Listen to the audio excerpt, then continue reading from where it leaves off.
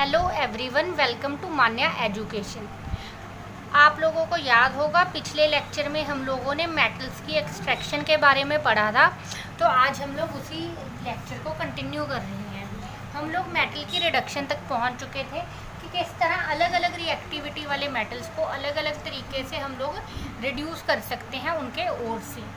लेकिन रिडक्शन के बाद भी हमें जो मेटल मिलता है उसमें बहुत सारी इम्प्योरिटीज़ होती है, ठीक है जी।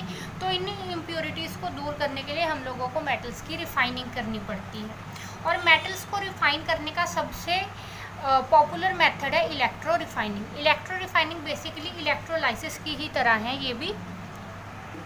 अब इसमें क्या करते हैं कि हम लोग इम्प्योर मेटल का एनोड लेते हैं, ठीक है जी।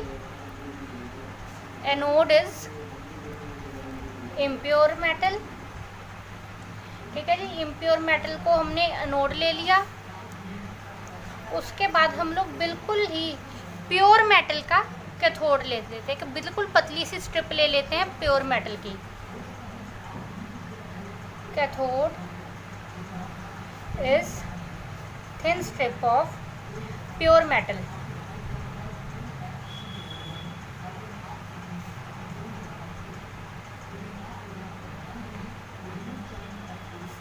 और उसके अलावा जो हमारा इलेक्ट्रोलाइट है, ये आप लोगों को एक सेल दिख रहा है, तो जो हमारा इलेक्ट्रोलाइट है वो एसिडिक सोल्यूशन है इसी मेटल का।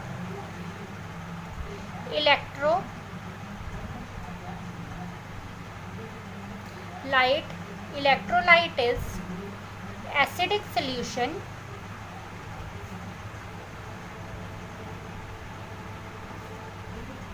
Of metal to be obtained. से इस सेल के इसमें हम लोगों ने क्या क्या लिया, एनोड ले लिया, ठीक है जी। एनोड ले लिया है जो कि इम्प्योर मेटल से बना है, ठीक है।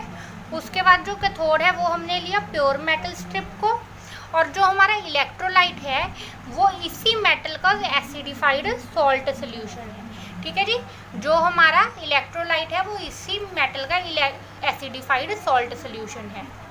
अब यहाँ पे हो क्या रहा है कि जब इस सर्किट में से करंट पास किया गया, ठीक है जी, तो ये जो हमारा इम्प्योर मेटल था, ठीक है जी, इम्प्योर मेटल स्ट्रिप थी, इसमें से जो कॉपर था वो डिसोसिएट हो गया। हम लोग यहाँ पे कॉपर की एग्जांपल ले रहे हैं, कॉपर को रिफाइन करने की। इस स्ट्रिप में से हमारे ये क्या है, एनोड, ठीक है जी। जो हमारा एनोड है इसमें से कॉपर जो है डिसोसिएट होना शुरू हो गया। अब ये कॉपर डिसोसिएट होके सोल्यूशन में मिक्स हो गया, ठीक है। ये है हमारा इलेक्ट्रोलाइट, ठीक है जी, एसिडिफाइड कॉपर सल्फेट सोल्यूशन।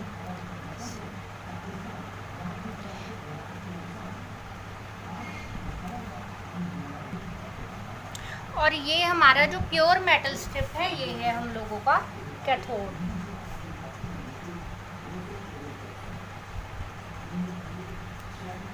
अब करंट पास करने पे क्या हुआ कि जो हमारा एनोड था, एनोड में से कॉपर डिसोसिएट होने लग गया, प्योर कॉपर, और वो कॉपर जो है सोल्यूशन में मिक्स हो गया। अब क्योंकि सोल्यूशन में कॉपर मिक्स होता जा रहा था, तो सोल्यूशन में से जो प्योर कॉपर था वो जाके कैथोड पे जमा होने लग गया। इस तरह से जो हमारा कॉपर था वो इम्प्योर कॉपर से प्योर कॉपर में कन्वर्ट हो गया। हमारा जो मेटल था वो रिफाइन हो गया। अब क्या था कि ये जो एनोड है इसमें इम्प्योरिटीज़ थी, तो जो इम्प्योरिटीज़ थी वो डिज़ोल्व होने के साथ साथ नीचे सेटल डाउन होती जा रही थी। तो इस तरह से हमारा जो मेटल है वो इलेक्ट्रो रिफाइनिंग की हेल्प से प्योर हो गया, ठीक है जी। हमें प्योर मेटल मिल गया। ये हम लोगों ने एग्जांपल ली है कॉपर की,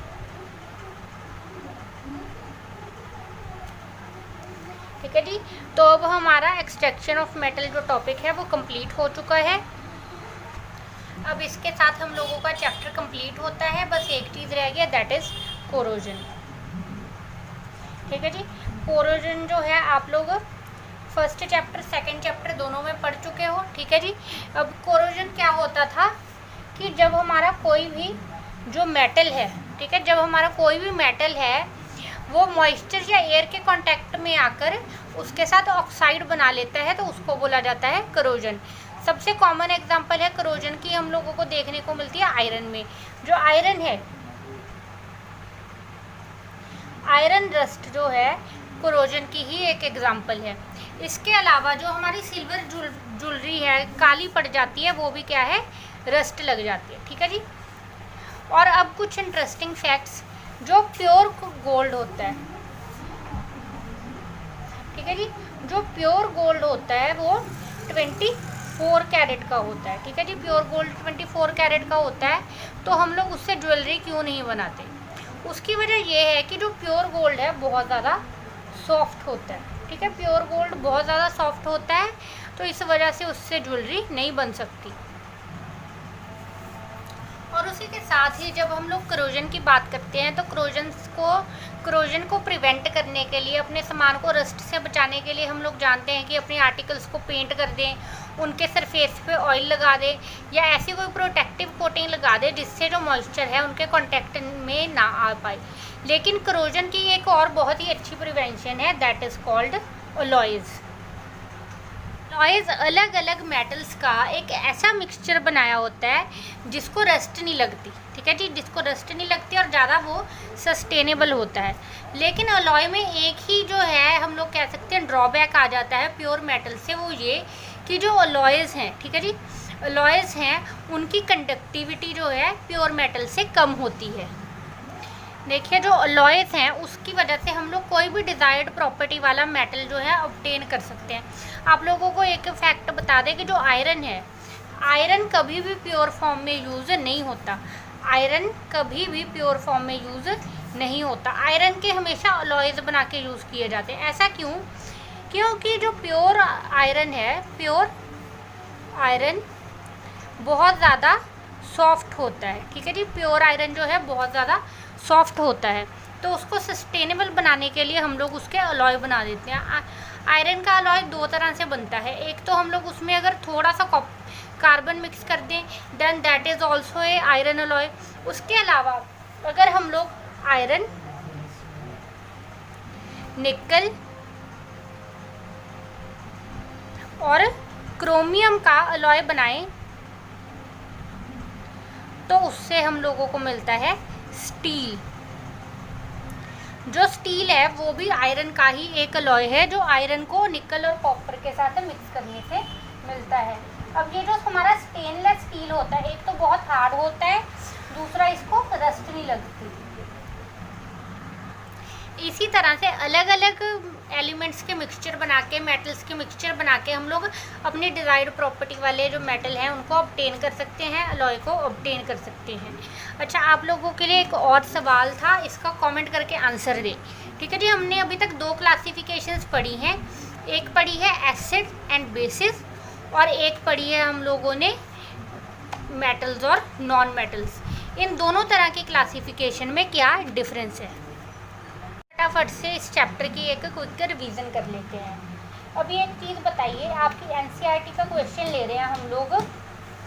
ठीक है जी, पेज नंबर 57 पे है कि एक कॉपर वेसल है जो कि पूरा का पूरा टार्निश हो चुका है, तो उसको क्लीन करने के लिए हम लोग लेमन जूस का इस्तेमाल करते हैं। ऐसा क्यों? ऐसा इसलिए क्योंकि जो एसिड होते हैं वो मेटल्स के साथ रिएक्ट करते हैं, जिस वजह से जो टार्निश हुई होती है वो पूरी की पूरी कॉपर वेसल की साफ़ हो जाती है। ठीक है जी। दूसरी चीज़ हम लोगों ने पढ़ी थी एम्फोटेरिक ऑक्साइड। एम्फोटेरिक ऑक्साइड ऐसे मेटेलिक ऑक्साइड थे जो बेसिस और एसिड्स दोनों के साथ रिएक्ट करते थे। एक और बहुत इंटरेस्टिंग क्वेश्चन दिया हुआ है आप लोगों की एनसीईआरटी में, that is on page number 57। जो क्वेश्चन है उसमें क्या बोला जा रहा है कि एक गोल्ड स्मिथ है। ठीक है जी, गोल्ड स्मिथ होता है सुनार।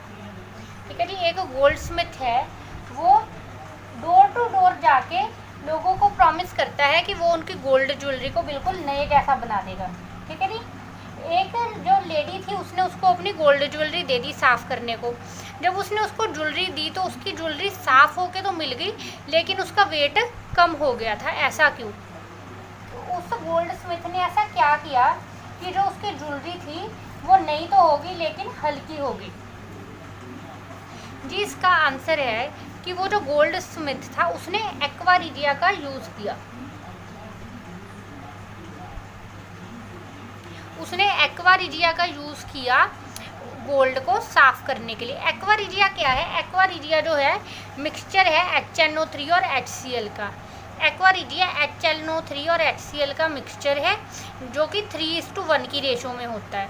अब क्या है, जब एक्वा रिजिया में गोल्ड को डाला गया तो उससे जो उसकी टार्निश थी वो तो उतर गई, लेकिन उसी के साथ क्योंकि जो एक्वा रिजिया था बहुत स्ट्रॉन्ग कंपाउंड था, थोड़ा सा जो गोल्ड भी था वो भी ज्वेलरी से हट गया।